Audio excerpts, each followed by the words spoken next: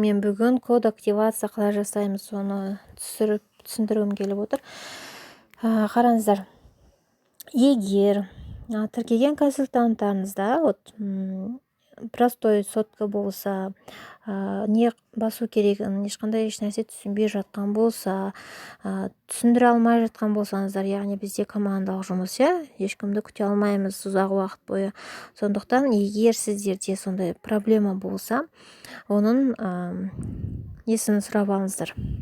SMS-ін скринге түсіріп, сізге жіберетін болсын, код активациясын, яғни суретке түсіріп. Ал енді ары қарай сіздер не істейсіздер? Google-ға кіреміз, Google-ға кіргеннен кейін код активация Oriflame деп тереміз. Яғни активация учетной записи деген бар. Соны басатын болсақ, осы жерде консультант номері, яғни сіз қандай қызды тіркедіңіз, сол бойынша логинін жазасыздар. Мысалы 6393 деген менде Ермек әпке деген тіркеген болатынмын. Енді код активациясы онда мындай теріп аласыздар осылай. Ол мені әпке скрин арқылы суретке жіберген болатын. Өзі 65-ке.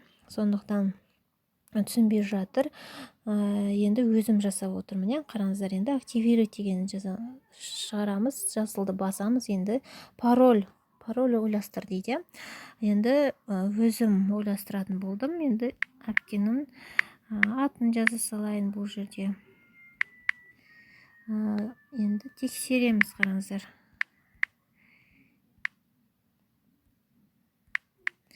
Болды, пароль мен 2 рет тердік, барлығы дұрыс. Енді активировать деген жасылды басатын болсақ, уже кабинет ашылды міне. Егер сіздерде сондай жағдайлар болып жатса, аша алмай жатсаңыздар, оны күтудің қажет жоқ, тере осылай жасай аласыздар. Бір көмегім болса, пайдам болса, сауапқа қалдым. Осылай жасайсыздар, қыздар. Барлықтарыңызға сәттілік.